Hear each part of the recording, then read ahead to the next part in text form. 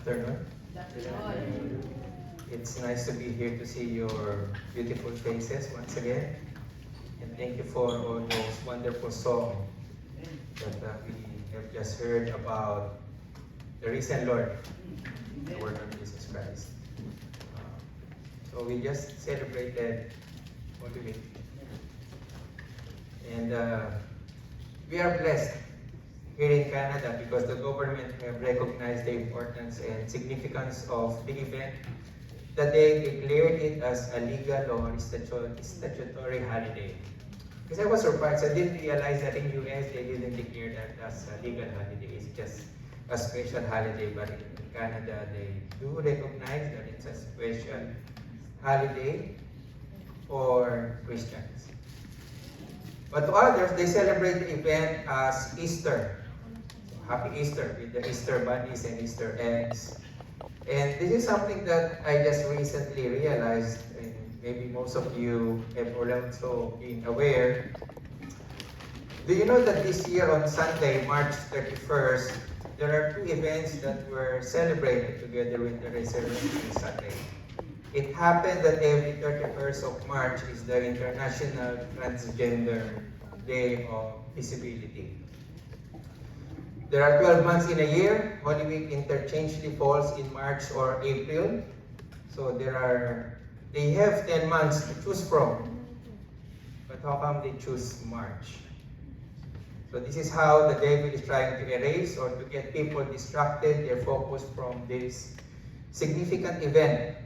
Holy Week, or we call sa Semana Santa back home, is about the death and resurrection of our Lord Jesus Christ. It is about His obedience and full submission to will of the Father. The Lord Jesus Christ have fought the good fight, have finished the course, and have kept the faith.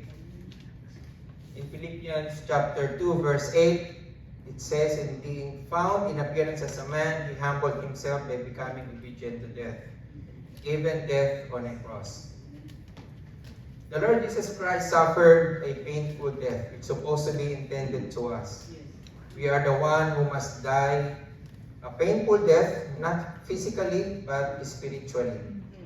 But instead, God gave His Son as the atoning sacrifice, a perfect ransom for the death penalty and to buy us back, only for those who will repent of their sin and believe to Jesus Christ as Lord and Savior.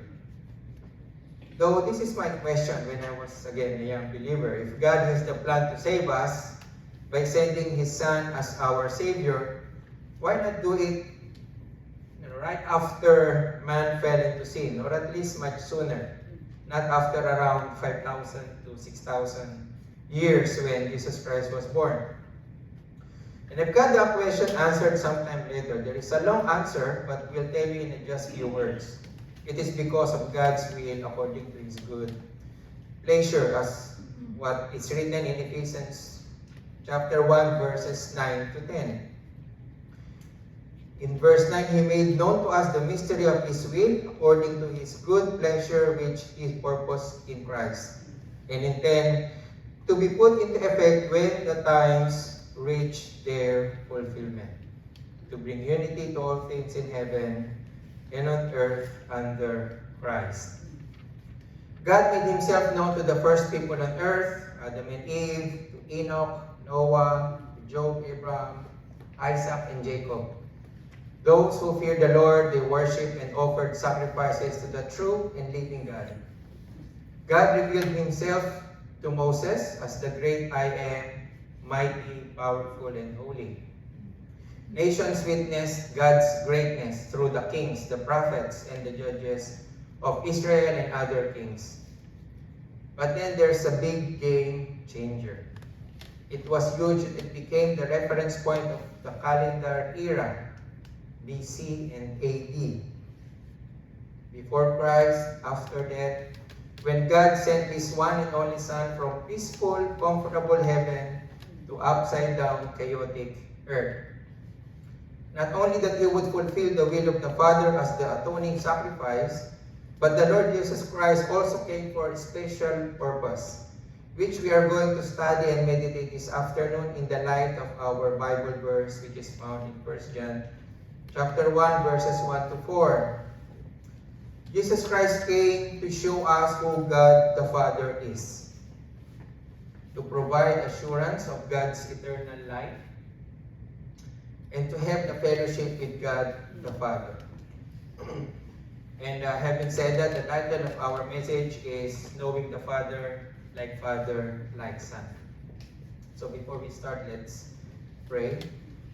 Our Father in heaven, we give you thanks, praise, glory, and honor that only belongs to you, Father. Thank you for your word, your promises, your prophecies, Lord, because we know, Lord, that you are a true and living God. You are faithful and you never change. You are the Alpha and the Omega, the beginning and the end. And that this time, Lord, we ask for the leading and guidance of your Holy Spirit, that we may understand your word, your message, that we would able to retain to our heart, to our mind, that may the time come that it will remind us, Lord, to be faithful to you so that we can finish and fought the fight with a good fight until the end. This we pray in the name of our Lord Jesus Christ. Amen. Amen. So let's read our passage in 1 John chapter 1, verses 1 to 4. So let's read. That which was from the beginning, which we have heard, which we have seen with our eyes, which we have looked at and our hands have touched. This we proclaim concerning the word of life. The life appeared, we have seen it and testified to it. And we proclaim to you the eternal life, which was with the Father and has appeared to us. We proclaim to you what we have seen and heard, so that you also may have fellowship with us. And our fellowship is with the Father and with the Son, Jesus Christ. We write this to make our joy complete. From a quick glance, we could see common words with these verses, especially in verses 1 to 3. They look as if it only repeats because of those same words used like heard, seen, look at, touch. So these are senses. Sense of hearing, seeing, and touching. They are also called identifiers, to identify things. What was heard? How does it look like? How does it feel? Are the things heard and seen in verse 1 different from verses 2 and 3? There must be a good reason and why it was written as such. So again, these verses are very rich in meaning, revealing great things in which we will attempt to understand and just even perhaps be able to not even scratch the surface. You know the surface, when there's dust, we just dust it off because that's how hard and deep these verses are. These identifiers are very significant. That solidifies the facts that such events exist. It is a history. It is not just a fairy tale or fiction story. When we hear things, it might just be a rumor, a hearsay, marites. It may be half truth or slightly modified and totally changed by accident or intentional. I have one funny experience about these hearing issues about my mother. One day I received a call from her and telling me that my brother-in-law has just died. It was a tragic death because his dad, my brother's father-in-law, passed away a month before. So my mom said that he was drowned into the river because he attended a town fiesta and was drunk. So she said that it was what my brother told her. So I called my brother to express my condolences and to hear about what happened. And it is sad for both me and my brother, but somehow we're a little bit laughing in the process. Because my brother told me that yes, his brother-in-law died and was drowned, but not in the river. It was in a beach. And he attended the town fiesta, but spent overnight and drowned next morning and was not drunk. So it's like already mixed of information. So that's the problem with hearing alone. It's prone to errors. But when we see things, not unless we're suffering from mental illness or mental disorder, it is more convincing that something is real or true. In the court, it is solid evidence if someone to be in a witness stand who have seen. Witness can testify based on what was seen. There is an old Chinese saying, hearing something 100 times isn't better than seeing it once. To see is to believe, or seeing it once is more believable than hearing it 100 times. But the verse did not end there. They have touched it. So when we touch things, now we're talking about the actual experience. We can listen or watch on a TV 100 times, but it's different when we experience it live in Scotiabank Arena or Rogers Center. Of course, with a little bit selfie on the side. Now going back to the text, who is the person saying that they've heard, seen, and touched? It's none other than Apostle John, who is the writer of this book. Now, who is Apostle John? You can see that in the next slide. Who is Apostle John? So Apostle John is one of the 12 apostles of Jesus Christ. Not only that he is one of the 12 apostles, but he is one of the 3 in the inner circle of the Lord, alongside with Peter and James. Even in our society, this rule applies. We look for the closest family or relative. A witness 1 meter from the scene is more credible from a witness 10 meters away. And among the 3 inner circle, Apostle John is the most beloved. That's why he's also named John the Beloved. He is the one who wrote this book, 1 John, together with other books in the Bible. Having said that, can we conclude that what have John wrote about what they've heard, seen, touched, is something to be believed in? Is it credible and reliable? I believe yes, it is very credible and reliable. Then we can proceed with our first point of Jesus Christ's special purpose, which is the apostle had proclaimed, of which true believers in the past and present are continuously proclaiming. The first point is to show us who God the Father is. In verse 1, it reads, that was which from the beginning, which we have heard. What they have heard? It's none other than the word of life. Because they have learned about God by studying the scriptures, the Old Testament, and hearing stories, traditions, and culture passed down from generations to generation. In 1 John chapter 1, verses 1 and 2, it reads, in the beginning was the Word, and the Word was with God, and the Word was God. He was with God in the beginning. For more or less 4,000 years, this is what they believed in. And then one night, something happened. Big happened. The Son was born. In John chapter 1, verse 14, the Word became flesh and made his dwelling among us. We have seen his glory, the glory of the one and only Son who came from the Father, full of grace and truth. At first, they just heard. This time, they have seen the word of life. God came down from heaven and showed himself as a human, from being spirit. Not only that God became flesh, but he allowed that his glory be seen. So they have seen God as human, and also they have seen his glory.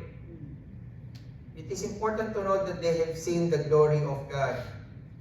Because in verse 18, it says, no one has ever seen God. Why? Why is that? Because anyone who sees his face will die, as it is written in Exodus chapter 33, verse 20. For no one may see me, God is speaking, and live. Because of man's sinful nature, we would not be able to stand the holiness of God. In the Old Testament, when God appeared to man, which is called theophany, God appeared in a non-human form like a burning bush, a pillar of cloud, a pillar of fire. He also appears as a man or as an angel. But God wanted to reveal himself to man, but he cannot because they will die. We will die. So how did God solve this? He solved this through Jesus, the one and only Son. Jesus had seen God, who is himself God. And when God had already appeared as an angel or a man, why did he not fully reveal himself as an angel? Why did God choose Jesus to make him known? It's also, the answer we can also found in verse 18. Because Jesus is in the closest relationship with the Father. The angels could be close but not close enough. The Son is the closest relationship with the Father. In here we see again the principle of being close. The Lord Jesus is one of the persons in the triune God. There is one God, but three in person. The Father, the Son, and the Holy Spirit. They are one. There is no picture how God looked like because God is a spirit. It is without form. Through Jesus, God the Father was able to fully reveal himself to man face to face and not die. Now let's go to the third identifier. They have looked up and their hands have touched. Which we will dwell deeper on this topic. The Lord Jesus Christ chose 12 disciples as his apostles, whom he trained and discipled for approximately 3 years. They ate together, stayed together, lived together, and we can see their accounts in the book of Matthew, Mark, Luke, and John. When the Lord turned water into wine, fed thousands of people out of 5 loaves of bread and 2 fish. When demon-possessed freed, they were there. When the Lord Jesus Christ healed many sick people, the lepers, the blind that see, the lame that walk, brought the dead back to life, they were there. When the Lord commanded the storm, the wind, and the wave, they were there. When Jesus Christ walks on water, it was exclusive to the apostles alone. They were there. They were all there. They have looked up and touched miracles after miracles of his mighty power. The power over disease, the power over nature, the power over demons, and the power to forgive sin. They witness and experience his unfavorable compassion, mercy, and love. Not only that the Lord Jesus Christ performed miracles, this is not his prime objective here.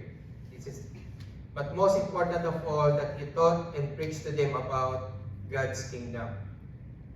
He explained and interpreted Old Testament scriptures revealing about God the Father, which to the Jewish leaders are new revelation, but they are not. And because of those, he was accused of blasphemy. There were many things that Jewish leaders contradict his teachings, but we will only discuss 3 major claims of Jesus which the apostles proclaim about the word of life that were blasphemous to the Jewish leaders. First, he claimed himself God.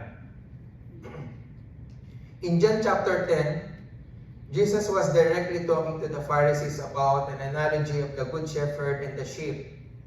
And Jesus said, he is the gate for the sheep and he is the good shepherd, which the Pharisees cannot understand. They couldn't get the message. But in verse 30, this became very clear to them. Maybe, I do not know if, maybe we don't know, but maybe some have got almost a stroke or heart attack when they heard this. Then Jesus said, I and the Father are one. They became furious. So furious that they wanted to stone Jesus.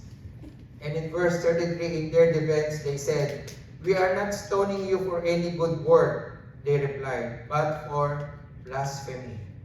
Because you, a mere man, claim to be God. Again, this revelation is not new, for it is already prophesied by Isaiah in the book of Isaiah, chapter 9, verse 6, that a child is to be born, referring to Jesus Christ, is the mighty God, the everlasting Father. Now, the second blasphemous word that the Jewish leaders claim for Jesus is forgiving sins that only God can do. So, this is a story of the paralyzed man who was lowered down from the roof. We can read the whole account in Mark chapter 2, verses 1 to 7. But in verse 5, it reads, when Jesus saw their faith, he said to the paralyzed man, "Son, your sins are forgiven." So the teachers of the law heard this, and in their thinking to themselves in verse 7, this blasphemy. Who can forgive sins but God alone? According to the scripture, only God can forgive sin. In one passage in Exodus chapter 34, verses 6 to 7, God says to Moses, this is God speaking, the Lord, the compassionate and gracious God, slow to anger, abounding in love and faithfulness, maintaining love to thousands, and forgiving wickedness, rebellion, and sin. And also forgiveness of sin is being done, so during that time, it's being done in the temple during various ceremonies, like peace offering, guilt offering, sin offering, wherein Israelite needs to sacrifice an unblemished animal, officiated by a high priest.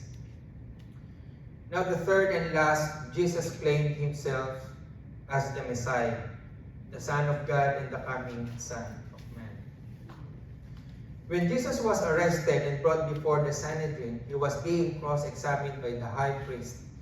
And in the crowd, the Jewish leaders hired false witness against Jesus. In Mark chapter 14, verse 61, Jesus was asked, "Are you the Messiah, the Son of the Blessed One?" And in verse 62, Jesus replied, "I am," said Jesus. "And you will see the Son of Man sitting at the right hand of the Mighty One and coming on the clouds of heaven." These statements of Jesus were quoted in the book of Daniel and Psalms. They are prophecies to be fulfilled during the second coming of the Lord. But the Jewish leader once again did not believe and accept what Jesus claims. And in verse 63, the high priest shouted, "You have heard the blasphemy." They all condemned him as worthy of death, leading Jesus Christ to the cross. Now, having said of Jesus' death, this will take us to our second point of Jesus' purpose of coming to the world, which is to provide assurance of God's eternal life. In verse 2, it reads, "The light appeared. We have seen it and testified to it, and we proclaim to you the eternal life which was with the Father and has appeared to us." In the verse, notice the word "heard" is no longer there. The verse is actually on the bottom of the screen. So the word "heard" is no longer there, because this time the apostles and the believers have witnessed. They have seen it and they can testify to it. The word "testify" is a heavy word. It means they can provide proof. They can speak seriously, especially in a court of law. They cannot deny it. It reads in Matthew chapter 28, verses 5 to 7, "The angel said to the woman, 'Do not be afraid, for I know that you are looking for Jesus, who was crucified. He is not here. He has risen, just as he said. Come and see the place where he lay.'" The resurrection of Jesus Christ was proclaimed by the angel of God, just as what the angel proclaimed during Jesus' birth. After the Lord resurrected, he didn't appear to only selected few people in just few days. In Acts chapter 1, verse 3, It says Jesus appeared to various of people over a period of 40 days, proclaiming the kingdom of God. In 1 Corinthians chapter 15, verse 3 to 6, it reads that Jesus Christ showed himself to more than 500 of the brothers and sisters. That's a lot, just to testify that Jesus Christ is indeed risen. And of course, the most classic story of Jesus' appearance is with doubting Thomas, one of the 12 apostles, the skeptic one. To see is to believe guy. When Jesus appeared to him and said, in John chapter 20, verse 27 to 29, then he said to Thomas, "Put your finger here, see my hands. Reach out your hand and put it into my side. Stop doubting and believe." Thomas said to him, "My Lord and my God." Then Jesus told him, "Because you have seen me, you have believed. Blessed are those who have not seen and yet have believed." Anyone who believes in the Lord Jesus Christ, who have risen and put his trust of what Jesus had done on the cross for him, will have eternal life. Eternal life is not here on earth, but it is in Father's house. In John chapter 14, verse 2 to 3, it says, "My Father's house has many rooms. If that were not so, would I have told you that I'm going there to prepare a place for you. And if I go and prepare a place for you, I will come back and take you to be with me, that you also may be where I am." Amen. Amen. Why to the Father's house?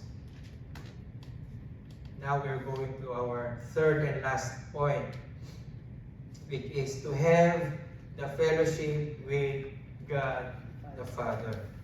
Now in verse 3, it reads on the bottom, "We proclaim to you what we have seen and heard, so that you also may have fellowship with us. And our fellowship is with the Father and with His Son, Jesus Christ."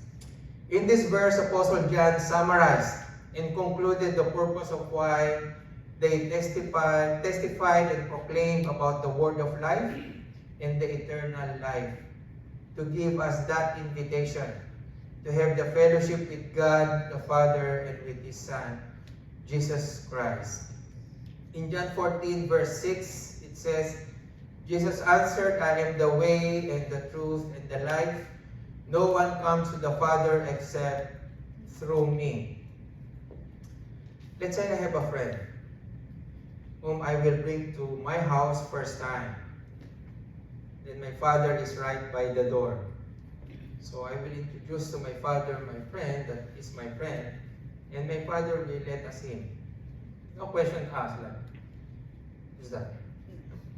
No question asked.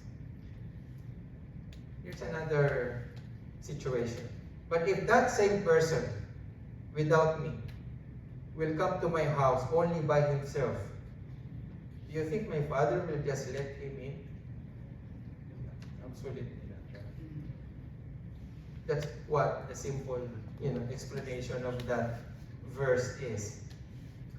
Now we make it more complicated for the Israelites. In Hebrews chapter 10, verse 19 to 20, it says, "Therefore, brothers and sisters, since we have confidence to enter the most holy place by the blood of Jesus, by a new and living way opened for us through the curtain that is His body." Now this verse is intended for the Israelites because they're the one who has this ceremonial rites.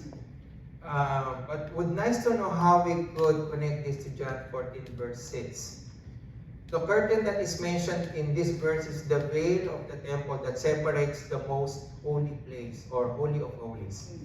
Only the high priest is allowed and can enter the most holy place, who offered an animal sacrifice once a year. Now going back to Matthew chapter 27, Matthew chapter 27, verse 51, the moment Jesus took his last breath on the cross, the temple veil was torn into two, top to bottom, totally separated. Now, just to have an idea of how the veil looked like, it was approximately 30 feet high and 30 feet wide. So this is a little bit high, but the 30 feet, so let's say in our ceiling, so that's about 8-9 feet, multiplied by 3, so that's like almost a 3-story building. So that's how high the curtain is and how wide it is.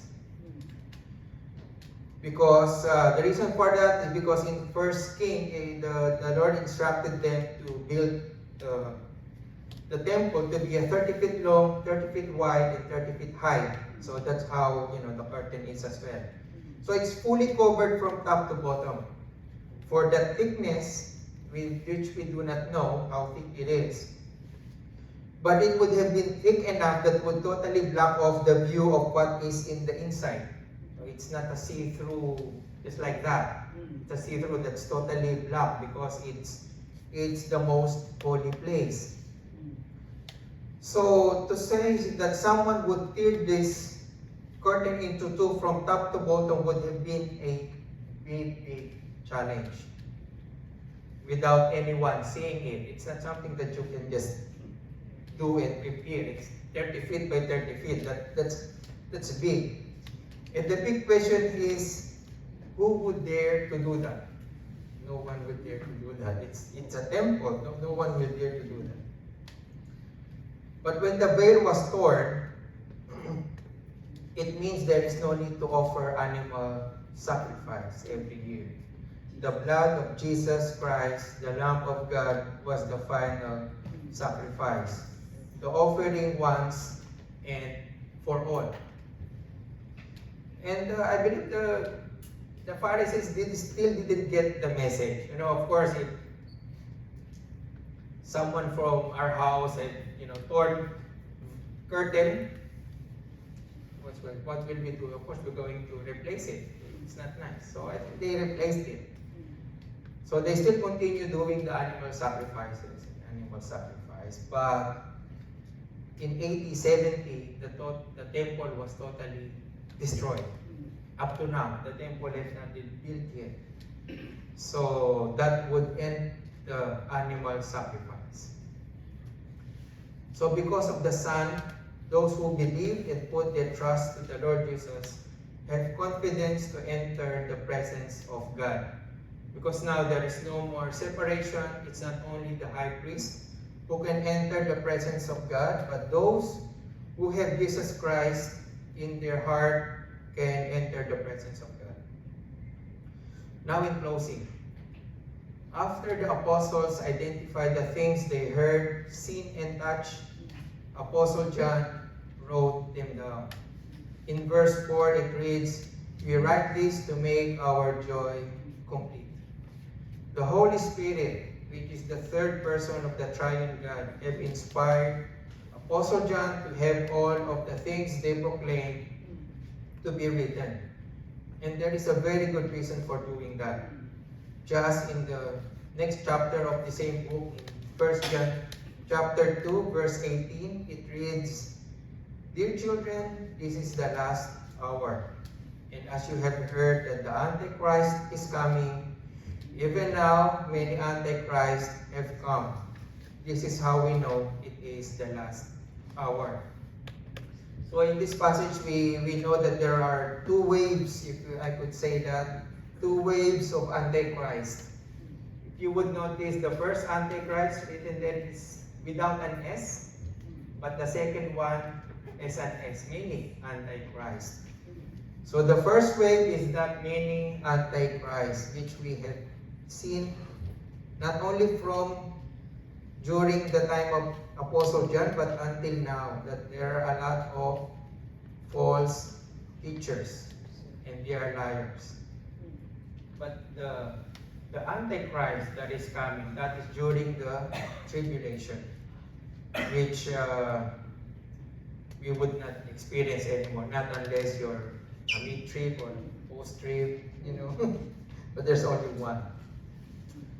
So in verse 22, this is what the Antichrist teach. They deny that Jesus is the Christ, and they deny the Father and the Son. Now this comes in several variations, so that seems very convincing. But the overall message is this, that they deny Jesus Christ. Now in verse 21, I do not write to you because you do not know the truth, but because you do know it, and because no lie comes from the truth. But instead, in verse 22, this is the reason. I'm writing this to you about those who are trying to lead you astray. Temptations will come to us. It's just right in front of us. The devil works day and night, and he will do everything at all costs for the believers to lose their focus and direction and become weak and confused.